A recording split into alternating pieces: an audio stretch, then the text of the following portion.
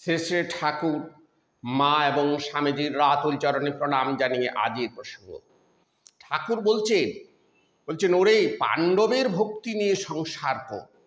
পাণ্ডবের কেমন ভক্তি না একবারে শুদ্ধ ভক্তি, সম্পূর্ণভাবে আত্মসমর্পণ করা ভক্তি। পাণ্ডব বিপদে আপদে সম্পদে সেই শ্রীকৃষ্ণ ছাড়া তারা আর কিছু জানে না।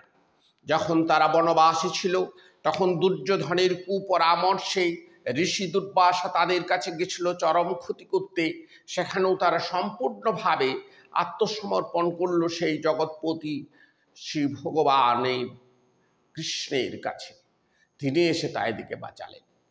সভাস্থলে দ্রৌপদীর বস্ত্রহরণও তারা সে একভাবে আত্মসমর্পণ করে তাকিয়েছিল কৃষ্ণের পানে।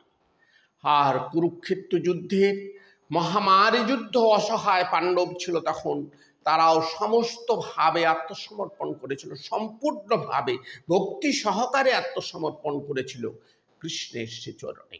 আবার কুরুক্ষেত্রের শেষে যখন প্রভু চলে যাচ্ছেন তখন কুন্তী একটি আশ্চর্য কথা বলেছিল, যেটি জগতে সাধারণভাবে কোথাও পাওয়া যায় না।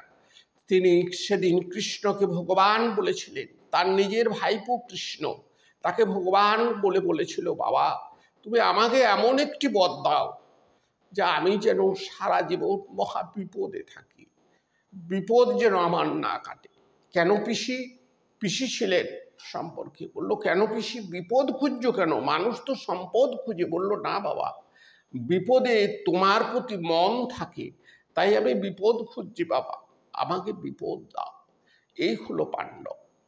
নমস্কার, সবাই ভালো থাকবেন, সুস্থ থাকবেন, আনন্দে থাকবেন, আনন্দে থাকবেন।